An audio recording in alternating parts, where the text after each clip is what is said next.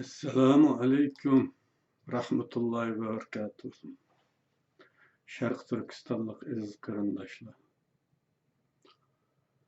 Bugungi temani so'zlashdan burun menga tekstlik va so'zlik mesaj yo'llab meni qo'llayotgan qarindoshlarimga Allohning katta ajr tilayman.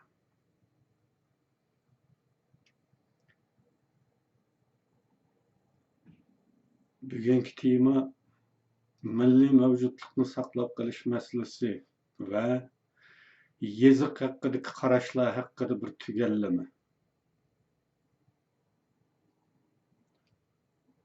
Bugun biz duch kelayotgan milliy yo'qolish qismati Xitoylarning kunsiri yashayotgan zulmi va bu zulmning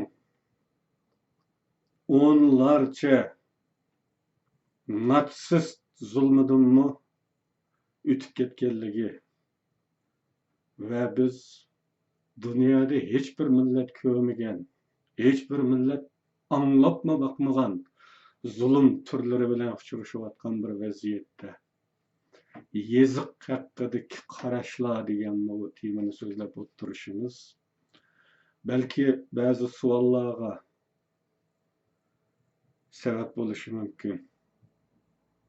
So'ralishi mumkin, bu vaziyatda bunday bir temaning nimaga keragi bor deyilishi mumkin. Albatta bunday bir savolni so'rashga qarindoshlarimiz haqli.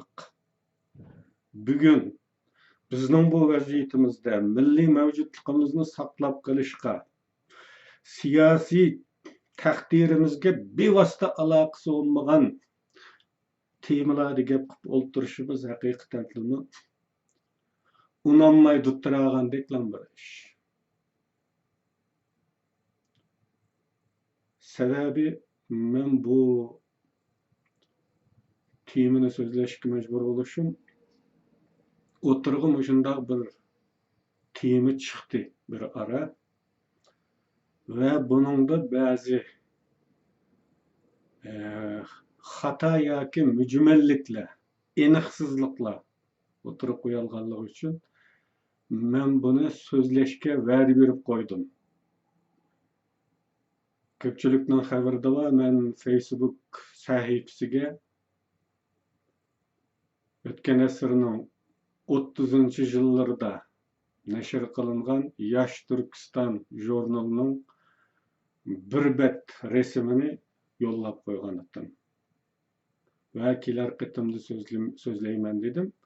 Ammo bu Jungolik Uyg'urlarning imzo to'playdigan ishi texmi jiddiy bir tema bo'lganligi uchun buni keyinga qo'yib avval uni so'zlashga majbur bo'lib qoldim. O resimni yo'llagan ekanman, hamda resimga aloqador bu temani so'zlab o'tishga to'g'ri keldi. Shunlashchiqqa munosabatsiz bir tema deb o'ylab qolgan qarindoshlarni apusiga sig'inaman.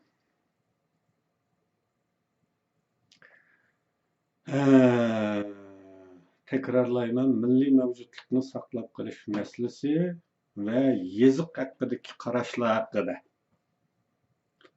bir tugallama.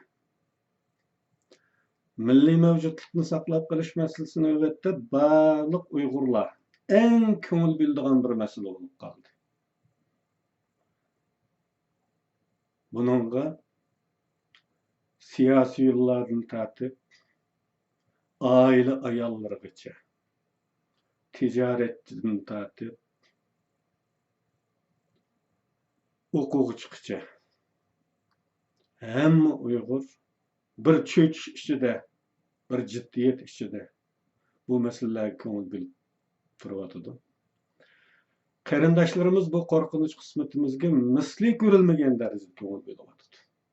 Hech bo'lmasa ko'ngil bo'layotgandek ko'rinyapti.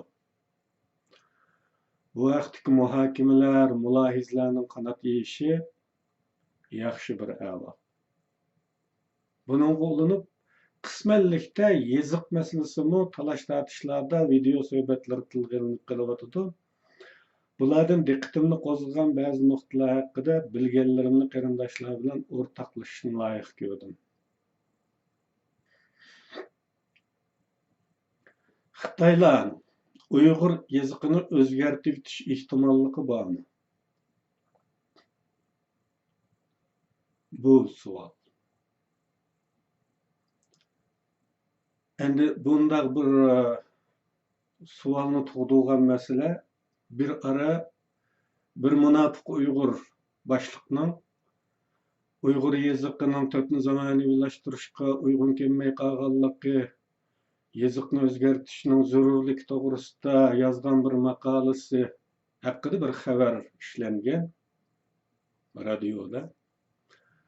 Bu xabarlardan keyin Uyg'ur yeziqini yana o'zgartirgan bo'libdi deydigan bir gap o'tirg'i tarqaldi. Menimcha Xitoylarda bunday bir plan bo'lgan. Bunday bir plan bo'lgan va u munofiq Uyg'urlarning o'ziga go'yo buni Uyg'urlar o'zi talab qilib o'zgartirish uchun bu maqolani yozilgan bo'lishi mumkin. Cho'qim yani bunday ehtimollar. Bu shu chog'dagi Xitoyning plani. Ama Xitoy her kun texmi radikal, texmi ashaddiy qarorlarni olayotgan bo'lganligi uchun yeziq o'zgartirishni shu yerda qo'ydi. Yeziqni o'zgartirib, buni pul xarjlab, mablag' selib, yangi bir yeziqni nima deb o'gitib yuramiz? Butunlay qo'ysak bo'lmadimi? Amaldan qoldirsak bo'lmadimi? Degan bu ciddi bir buruluş. Texmi radikal bir karar bilen Uyg'ur tili maktablarda o'qitish tili bo'lishdan tamamen kaldırıldı. Bu o'tgan o'qish yilidan boshlab. Agar bir millatning tili maktabdagi o'qitishlardan tamamen kaldırıp etilgan bo'lsa, bu millatning yeziq haqida yana nima gap bo'lishi mumkin? Xitoy yeziqimizni almashtirib etadimi deyli? Bu almashtirib etilgan yangi yeziqni qayerda o'qitadi? Bu haqda behuda kalla qatılgan qarindoshlar meselenin bu tarafini nazardan saqit qilib o'tgan bo'lishi yoki unutgan bo'lishi mumkin. Yeziq o'zgartirish o'tkinchi bir plan bo'lgan. Ama keyin bu plandan voz kechilib, texmi radikal qaror bilan Uyg'ur tilini tamamen yo'qlik qilish ijroat qilib qo'yildi. Bunda bo'lgandan keyin yeziq o'zgartirishga hojat qolmadi. Qayerda o'qitadi bu yeziqni? Maktablarda Uyg'ur tili bo'lmagan ekan, Uyg'ur yeziqi deb bir nima mavjud bo'lmaydi. Bu tug'ilgan va ya tug'dirilgan savollarning birinchisiga bir aniqlama. Endi o'rtaq turk tili masalasi. O'rtaq turk tili zaten mevcut bir şey olup ta ki 30. yıllar, 40. yıllarca mevcut bir til. Ortak Türk tilde yaratish urinishi pan-türkizm iddiasinin asas programmalarından biri. Yani pan-turançılık, büyük turançılık, büyük Türkçülük desek mi oldu bu pan degenini. Bu pan-türkizm iddiasinin en asas programı bu til. Tilden başlaydı bunun işini. O'rta Osiyo Cumhuriyetleri mustaqillik jakalagandan keyin 90-yillarning 5'ida Türk millatchilari O'rta Osiyo Cumhuriyetlariga faoliyatchilarni avatib Ortak Türk Dili programı üstüde iş başlagan.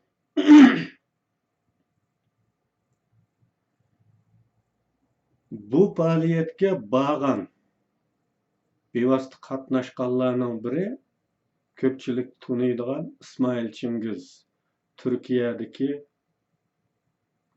Uygurlardan biri, Türkiye'de tug'ilgan Uygurlardan biri. 91-yili O'zbekistonga berib, Ortak Türk Dili projesida ishlagan.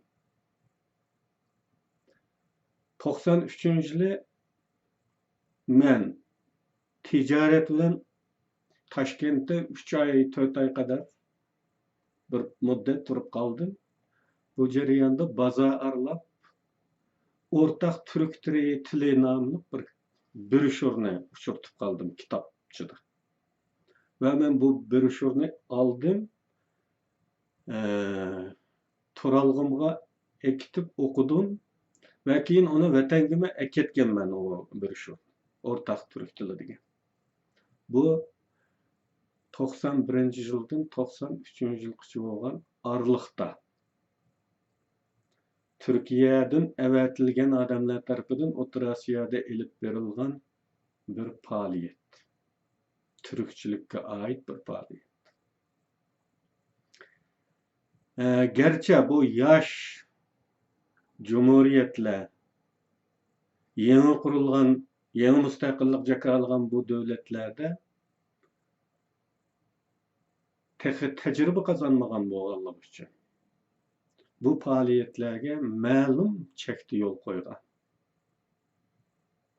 Keyin ular bir narsalardan qo'rqishga boshlagan va davlat boshqarishning ipini ancha buzib qoldi. Shuning bilan 94-yilga kelganda ismi kechgan İsmail Çingiz qatorli Turkiyadan bo'lgan faoliyatchilar O'zbekiston hukumati tarafidan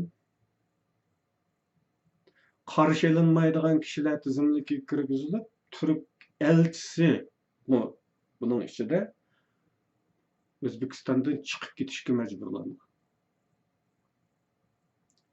Ya'ni bu Ortak Türk Dili projesi shuning bilan tamomlangan.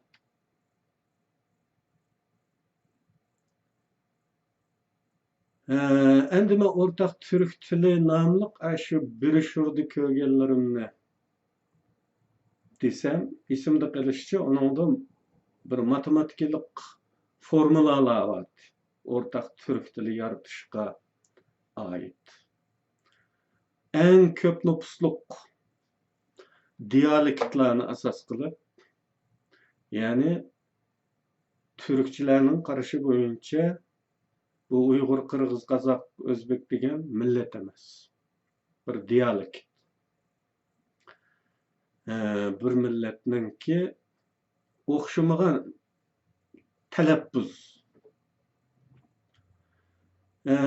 En ko'p nüfusluk dialektlarni asos qilib, andan nüfusning az ko'pligi bo'yicha bir ro'yxat tuzilgan. Buningda Türkiye Türkçesi cho'qim birinchi bo'ladi, nüfus en ko'p bo'lg'achqa, andan O'zbekcha, andan Ozarbayjon, andan Qozoqcha degan ratda tuzilgan. Demek Türkiye Türkçesi asas. Türkiye Türkçesida bo'lmagan so'zlar endi bu ikkinchi ratdagi tildan elinadi. Uningda bo'lmagani uchinchisidan elinadi. Shunday qilib bir Türk tili yaratiladi. Ama başka dialektlarning umumiy so'zlik ambarimi inkor qilinmaydi. Bular aloqi ma'nodash so'zlar sifatida hammasi ishlatiladi. Bu ro'yxatda Uyg'urlarning ismi zikr qilinmaydi. Uyg'urlar yo'q buning ichida. Bunun sebebi sifatida mustamlikadan qutulolmaganligi va bu programmada o'rin olgan taqdirdami uningga qo'shilish imkonining yo'qligi. Bu sebepten bu ro'yxatga kirgizilmagan. Shunday qilib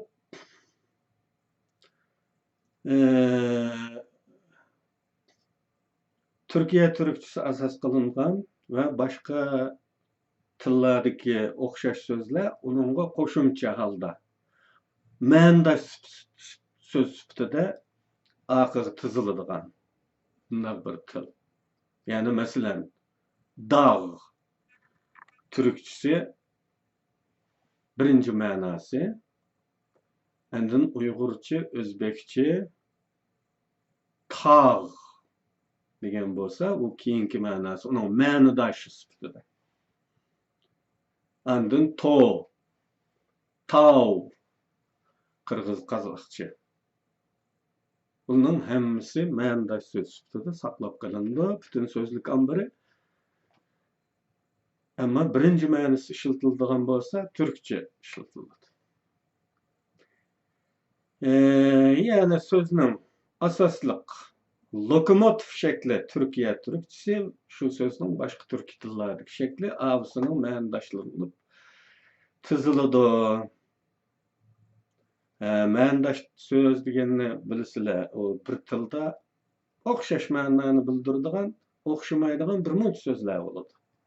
Ma'nodash söz qancha ko'p bo'lsa, tilning boyligi hisoblanadi. Masalan, Uyg'urchaning o'zida yaxshi, obdan, baland degan söz var. Bunun üçünüsü yaxşı degan gap. Yaxşı en universal, en ko'p ishiltiladigan. Obdan azroq ishiltiladi va qisman rayonlarda ishiltiladi. Baland texmi az ishiltiladi. Texmi cheklik sahada ishiltiladi. Masalan, adabiy asarlarda degandek. Mana shunda o'xshash ma'noni beradigan, o'xshamaydigan so'zlar ma'nodash so'z deyiladi. Bu so'zlar bu o'rtaq turk tili projesida qolgan barliq tillardagi o'xshash ma'no beradigan so'z ma'nodash so'z sifatida so'zlik ambirini to'ldiradi. Bu ya'ni bir jangalga aylanadi degan gap.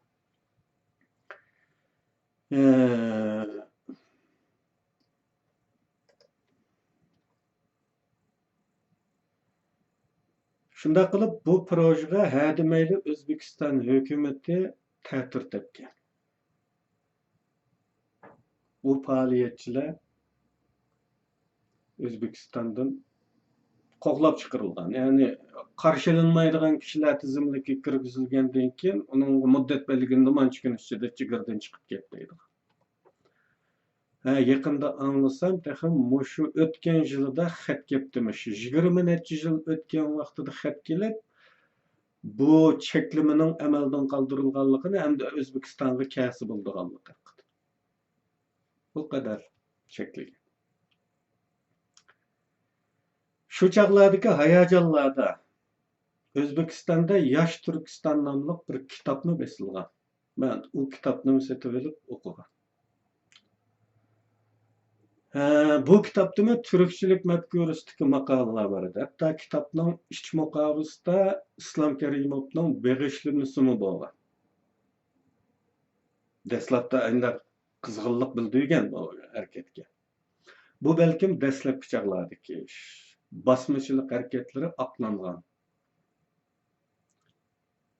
Bu ikki kommunist hokimiyati tarafidan bizga basmachilik hareketi deb sunilgan bir hareket var. Bu ko'pchilik onu bilsanglar kerak.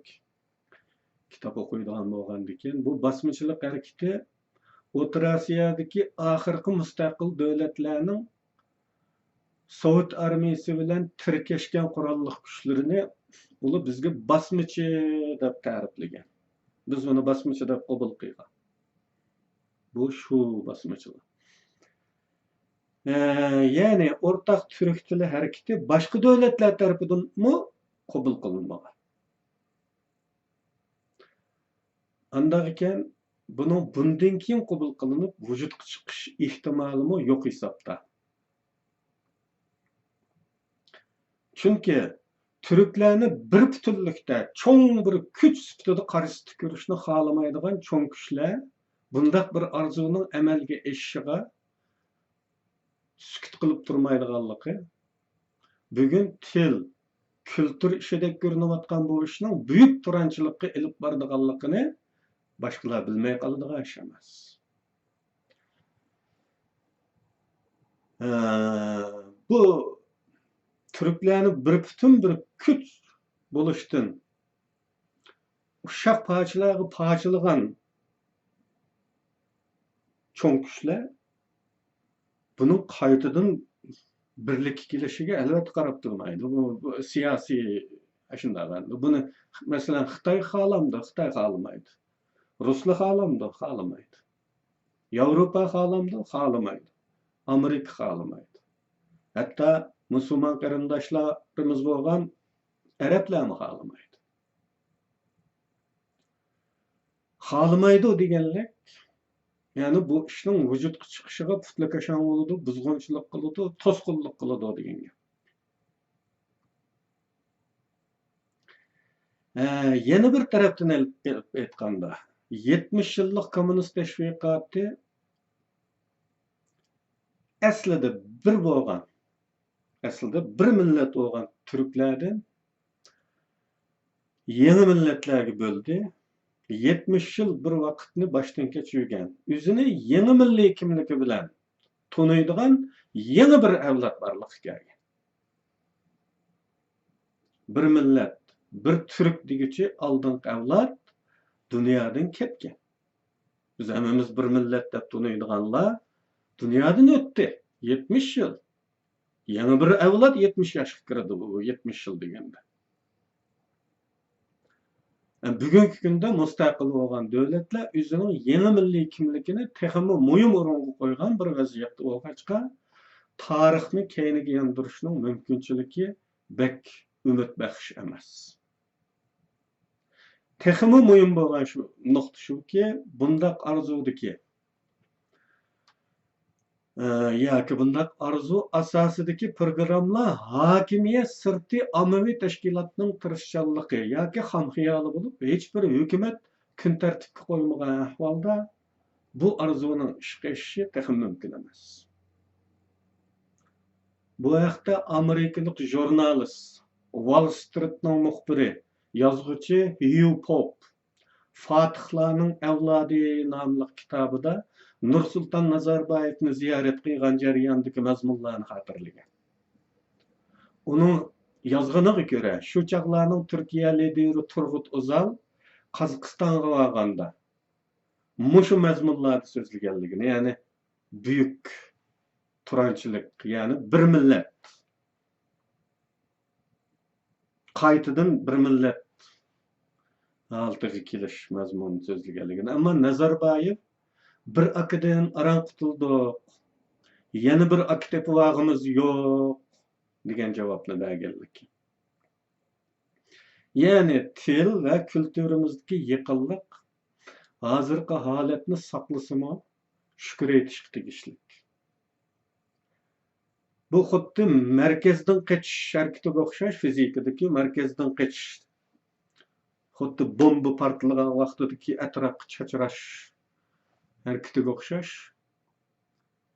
Aslida bir bo'lgan bu turk millati kun siri bir-biridan uzoqlashmoqda. Til va kultur jihatda.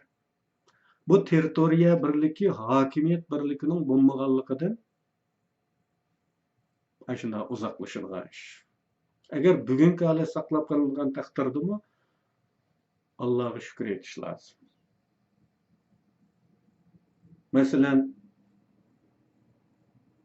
Turkiya turklari tilidagi nayt ko'p arabcha, farscha atalg'ularni chiqarib tashlab, uning o'rniga Yevropa tillaridan so'z qabul qildi yoki yangidan so'z yasadi. Buning bilan eng avval Türk topidan jiroqlig'icha Turkiya turklari o'zi eng avval jiroqlaganlar. Bugungi kundami eng ko'p farq turklar bilan aramizda. O'rta Osiyadagilar umuman tilimizni birinchi kundan boshlab o'qishalaymiz. Eng ko'p farq Turkiyaniki.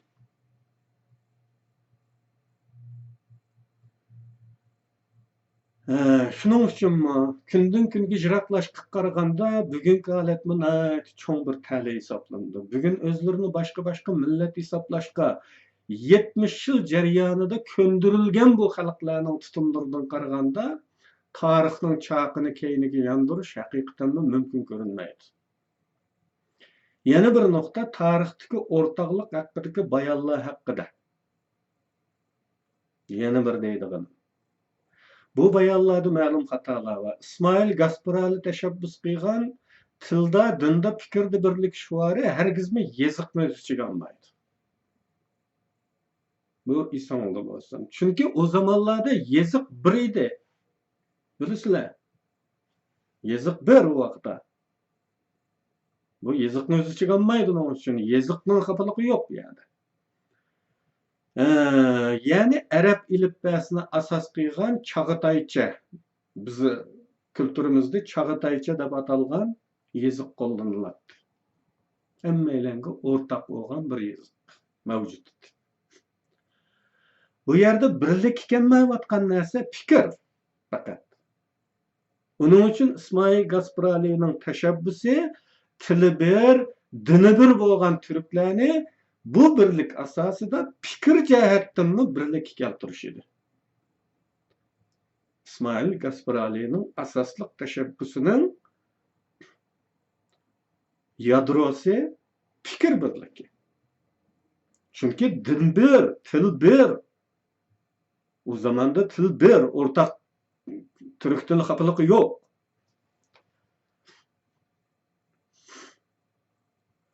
Bu birlik qandaqdir birlarning chaqiriqi birer tashkilotning faoliyati bilan birlik keltirilganmi emas. O zamandagi bu yeziqning va tilning birligi ma'lum organning, ma'lum guruhning ya ma'lum davlatning chaqiriqi yoki faoliyatlari, tirishchanliklari natijasida bo'lgan ish emas. Tabii tarixdan kelayotgan shakli bilanla o'rtaq bir adabiy til bor o zamanda. Faqat Qirg'iz va qozoqlardek o'ltiraq hayotga ko'chmagan xalqlarning eg'iz tili farqli bo'lsa-mu, agar ular maktabda o'qisalar, Chag'ataycha o'qiydigan bo'lg'achqa, yeziq tili o'rtaq turk tili edi. Dalilimiz shu. G'arbiy Turkistonlik siyosiy qochoqlardan Mustafa Cho'qay, qozoq, Osman Xo'jao'g'li, o'zbek, Zaki Validi To'g'an, boshqirt. Bular eng oxirgi mustaqil davlat Qo'qon Jumhuriyatining rais jumhuri va bosh ministrlari. Bu uchaylar. Mustafa Cho'qay bosh ministr. Zaki Validi To'g'an, Osman Xo'jao'g'li bular rais jumhur ilgari oxir.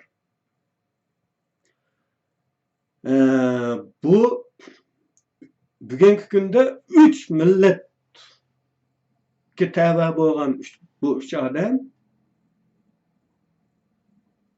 o'rtaq bir davlatning qurg'uvchilari. Ular o'zlarini bir millat hisoblaganlik uchun o'rtaqlashib bir davlat qurgan. Qo'qon Jumhuriyatini. Chet elga qochgandan keyin Fransiyada Yosh Turkiston nomli oylik jurnal chiqargan. Facebookda men rasmini qo'ydim, bir betning rasmini. Va buning tili nima deb so'radim ko'pchilikdan. Ba'zi inkaslarda buning tili Uyg'ur tili deb javob berildi. Aşa resimning tegi qarasanglar ko'rsizlar, Uyg'ur tili deb javob berildi. Ammo bu jurnalning tili ne Uyg'urcha, ne o'zbekcha, ne qozoqcha, ne ozarbayjoncha. O'rtaq turk tili. Qozoqmi o'qiya oladi, Uyg'urmi o'qiya oladi, o'zbekmi o'qiya oladi, hammasi o'qiya oladi, hammasi tushuna oladi. Bu texa 30-yillardagi ish, qarindoshlar. Yani 30-yillargacha, 30-yillarning oxirlarigacha bu jurnal dunyo urushi boshlangandan keyin, Fransiyaning ishg'olidan keyin nashrdan to'xtadi. Shu vaqtgacha tilimiz o'xshash. Yazık til emas. O'xshash.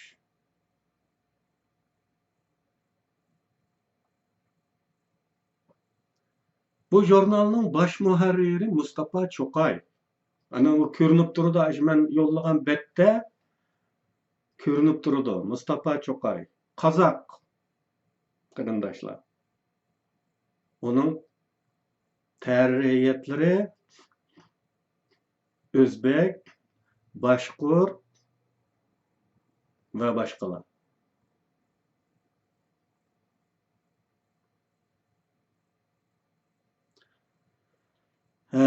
Demek bu jurnal hammamizga tushunishlik bo'lgan bir til bilan chiqarilgan.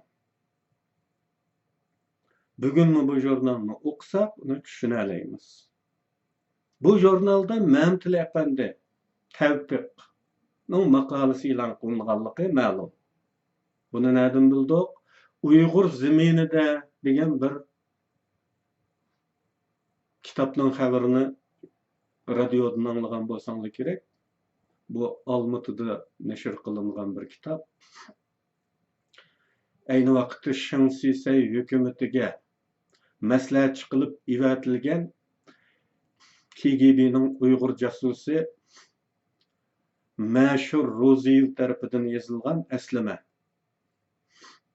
Bu Mashur Ro'ziyev Şansiseyning siyosatlari uchun Qashqarga borgan vaqtida Qashqarda bir muncha ishlarni qilgan, millatning manfaatiga muxolif Xitoylar uchun bir muncha xizmatlarni qilgan. Va bu Mansur Efendining yozishicha, bu Urumchiga qaytgan vaqtida bu jurnalni ko'rgan.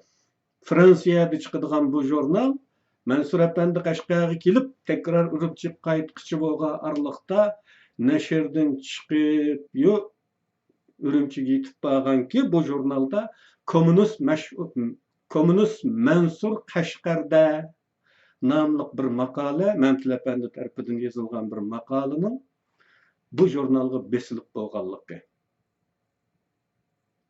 va buningga hayron qolganlik qilgan. Ya'ni bu jurnalga Uyg'urlarni maqola yozib evatgan, Qozoqmi evatgan, O'zbekmi yozgan, Başkurtmi yozgan, Türkmi yozgan, o'xshash bir tilda.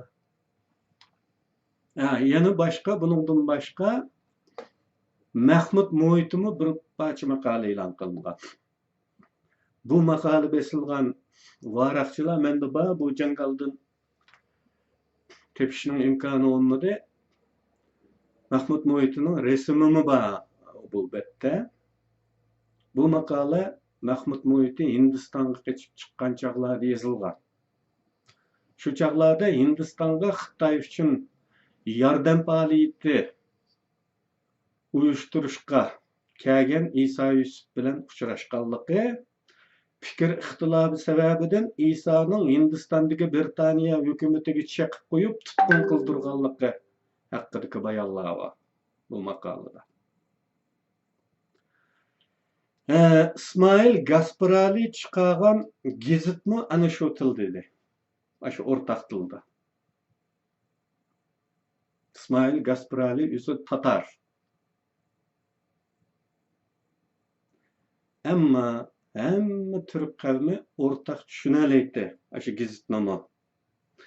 Jadidchilar tarafidan shu zamonlarda nashr qilingan Shura nomli jurnalmi ana shunday o'rtaq bir til deydi.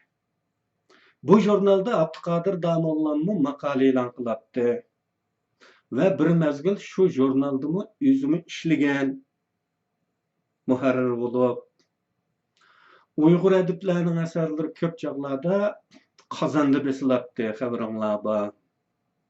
Tosh matbaada besildi degan kitoblar, Uyg'urcha kitoblar Qozonda besilibdi. Bu til o'rtaqligidan barliq kelgan bir muhit edi. Yani 30-yillardami bir jurnalda ishlatilgan tilni hamma turk qavmlari o'qib tushuna oladigan darajada birdek bor edi. Hatto buni shu yillarda Qashqar va Yakanlarda missionerlik faoliyatlari olib berayotgan shvedlar tarafidan ochilgan maktablarda ishlatilgan darslik kitoblarning tiliga qarasaqmi, aşı yaş Türkistan'ın tili bilen okşaşlığını görürüz. Endi Latin yazıqıga kelsek, bu Atatürk'nün ıslahatlarından biri bulup, bu bir zöruriyetten bolgan emas. Bir mecburiyettir. Yani halk bunu istegan emas, mecburlap teňilgan. Bugungi kelgende İslamның Türkiye'de qayta güllenişi bilen Müslüman Türklerinin hemmesi degidek bu yazık özgürlüşten memnun emas. Fakat kamalist bir grup ve komünist ekimidekilerden ibaret assallık. Ama assallık oluşup qaramay, devletni çangılı tutup durgan kişilerinin iradesi bu ıslahatlarının meyvesini qoğdaş taraftarı bolsunmu? Köpçülük, ming yıllık medeniyet miraslarından mahrum kıygan bu yazıkka narazılık ifadeleşler gün süre aşkan bir sanda yükselmekte. Halbuki Türkiye'nin baş bulup bütün Türkiye kavimlerinin yazıkını birlik keltiriş degenimi meclislerden ibaret oluşu mümkün. Bugünkidek terakkiyat Türkiye'deki, yani İslam'a yüzülmüş terakkiyatı bir izde davamlaşsa, hatta Türkiye'nin üzümü Arap ilipbesiga qaytish ihtimali var. Andaqken nädiki ortak ilipbe o? Bir hiyaldan ibaret. Endi Arap ilipbesini terakkiyatlarga mas kelmeydi. Zamanaviylikka uygun emas deb gunoh taqquchilarga kelsak. Bular Xitoylar bilan o'xshash maqomda bo'layotganligining farqidimi qanday? Buni so'ramak lazım. Çünkü burundulla Asiyadaki bir büyük güç bulup kelayotgan Yaponiya Latin yazıqı qo'llanmaydi. Ama ularning yazıqı taraqqiyotini tutlaşmadı. Xitoy bu kunlarda dunyoning yana bir büyük gücü bulup meydonga chiqdi. Uning yazıqı taraqqiyot uchun tutlaşmadı. Hindistonmi bugun yangi gullanayotgan kuchlar qatorida. U Latin yazıqı qo'llanmaydi. Uning yukselishiga uning yazıqı tutlaşmadı. Tibetlerinin yazıqımı Himalaya rayonundaki başka yazıqlarga o'xshab ketadigan turdagi yazık Latincha emas. Tibetliklar bu yazıqni o'zgartirishni o'ylab baqibdimi? Bulardan shuni ko'ralamizki, yazıqqa gunoh atish bir xil bahonadan iborat bo'lib, asli g'arazning nimaligini so'roqlashga to'g'ri keladi. O'rtaq turk ilipbasi masalasi. Aslida o'rtaq ilipbamiz bor ekan. Endilikte içki taşqi düşmanlarının buzg'unchilik tufayli bir muncha o'xshamagan ilipbalarga ayrıldık. Bularning ichida faqat Uyg'urlarla ota-bobolarimizdan qo'llanib kelayotgan ilipbaga varis qoldik. Endi biz boshqalarga moslashimizmi? Qaysi zaruriyatda? O'rtaq bir til bo'lmasa, o'rtaq bir ilipbaning bo'lishi mumkin emas. Aldı bilen bu kanuniyetini tutuş lazım. Bunun tilimiz ortak idi. İlipbemiz mi ortak idi? Hem de tilimizde farklı şekillendi ve gün sürü kengayip berbatıdı. Bu halde ortak ilipbenin buluşu mümkün mü? Aman 4-5 harf farklılık oldu. Türk olmayan milletler bilen muhut düşünçlük bir fark var. O halde bunu kandak mı ortak ilipbe digili oldu. İki komünist imperiyasının garazlik buzg'unchilik tufayli tilimizmi kun siri o'rtaq turk alayidliklaridan chiqishga yuz tutgan. Bu sababdan Xitoy hukumatining boshqarishi ostidagi til yoziq komiteti siyosatga uyg'unlik ifodalab ilmiy bo'lmagan qoidalarni bekitib, tilimizning imlosi 50 yilda 4 qatim yangilanishdek tarixda va hech bir millat ko'rilmagan g'ayri ilmiy hodisalar beshimizga keldi. Shundaqla bugün mü ahırkı imlada yanına ciddi hatalar mevcut. Bunun jıltızını nereden izleş gerek? Bu Xitaylarning garazlik oyunu bu. Qarindoshlar.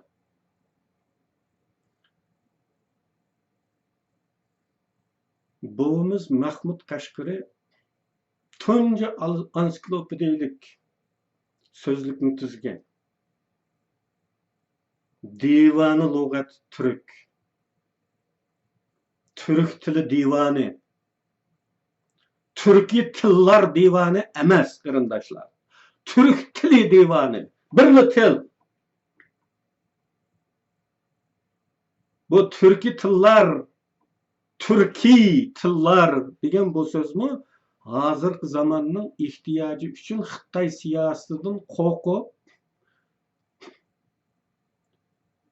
yasab chiqilgan bir ism bu. Chunki Mahmud Qashqari kirish so'zda nima deydi? Men bu so'zlikda Xaqoniya tilini asos qildim.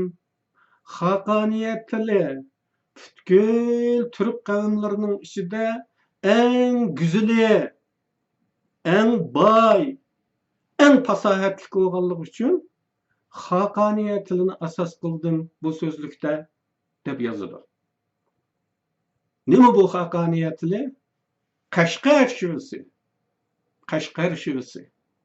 Qashqar shivisi bugun 42 millatga bo'linib ketgan turklar uchun o'rtaq til bo'ladigan. O'rtaq til bo'ladigan. Taki Mahmud Qashqaridan bir mushu o'tgan asrning 70-yillariga qadar bu hech o'zgarib boqmadi. Uyg'urlarning o'rtaq tiliga Qashqarni asos qilish prinsip bo'lib keldi. 1000 yildan beri. 70-yillardan keyin Urumchini asos qilish boshlandi.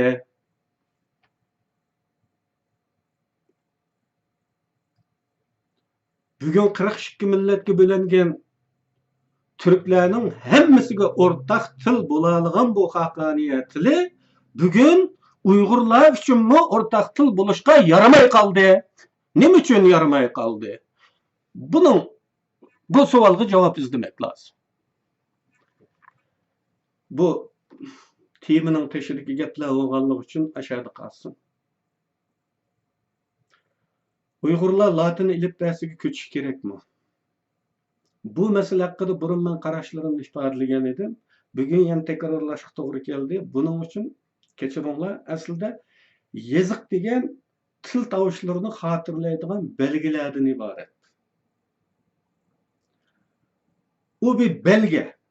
Andaq ekan, uningda hech qanday milliy yoki diniy tus bo'lmaydi. Shartlik belgi degan ikki odam orasida, bir to'p odam orasida yoki bir millat kishilar orasida kelishib olingan shartlik belgi degan gap. Kelishib olingan. Mundaq qilganda A deymiz juma, mundaq qilsak B deymiz juma deb deyishib olgan bir belgi bilan o'xshash bu. Uni andaq kelishsangizmi bo'ladi, mundaq kelishsangizmi bo'ladi. Qanday bir belgiga kelishsangiz, u tovushlarni xotirlasizlar, vazifasi bitdi. Yeziq degan u.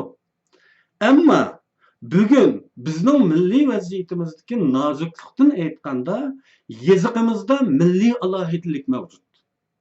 Bu yeziqni tushuntirishga majburmiz. Bugun burunma degan edim 70 yil vatan sirti da'volarda tonutimiz deyilayotgan tonutishlarning umumiy natijasini bu yeziqimiz bir ko'rsatib qo'yish orqali qozona oladi.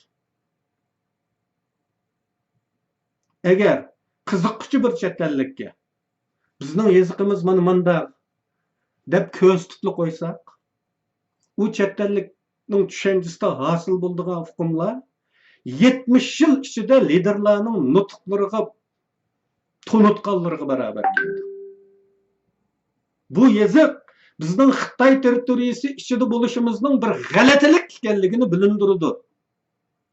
Nedin, ne kültür, ne medeniyet cihetden şerh tarafımız bilen hiç qanday o'xshashligimizning, bağlanışımızning yo'qligini tushuntiradi bu yeziq. Shunlashqa bu yeziqni tushuntirish bizning milliy burchimiz darajasiga ko'tarildi bugun. Men hatto koni yeziq, yangi yeziq deydigan faili majhul atalg'ularga qat'iy qarshiman. Chunki Uyg'urlarning birli yeziqi bor. U holda uni kona, yangi deb ayirishga hojat yo'q. Kompüter ishlatuvchilar dastlabki vaqtlarda kompüterda Uyg'urcha ishlatishdiki, texnik to'solg'ular tufaylidan Latin yeziq ishlatgan. Bu yazıqmı birlikka kelgan holda emas. Ba'zi harflarda farqli ishiltish xohishi mavjud. Shundoq bo'lishiga qaramay, yanıla uqumlar uqilib kelyotidi. Bugun kompyuterda hatto telefonlardami Uyg'urcha yozish mumkin bo'layotgan ahvolda latincha ilifbaga ko'chishdagi zaruriyat nima? Umuman rasmiy turda ko'chmasakmi kompyuter ishlatadigan har Uyg'ur latinchani ishlatalaydi. Undaq ekan Uyg'ur yozig'ini almashtirishning hojati yo'q. Shundaqla yangi kona degan sifatlar bilan go'yo Uyg'urlarning ikki xil yozig'i bor deb tuyg'u paydo qilishning hojati yo'q. Uyg'urlarning birli yozig'i bor. Official rasmiy yoziq. Bu yoziq bizni uzoq o'tmishga Mahmud Qashqarining, Yusuf Xos Hojibning miroslariga bog'laydigan yoziq. Ajdodlarimiz bilan oramizdagi ko'prik. Shundaqla islom dinimizni o'rganishimizni qolaylashtiradigan yoziq. Allohning so'zlarini yozishga yaragan bu yoziq amdilikda bizga yaramay qolmas. Qisqasi qarindoshlar, bizga uylangan xavf, tilimizning yo'q bo'lishi, til bo'lmasa yoziq bo'lmaydi. Undaq ekan, yoziq haqidagi boshqa turishlar yoki mulohiza, muhokamalarning hech o'rni yo'q. Bu xuddi gadini qo'sqin tatilgandek ish. Sözüm uzarıp ketken bolsa, afo qilinglar. Allah hammanglarni aman qilsin.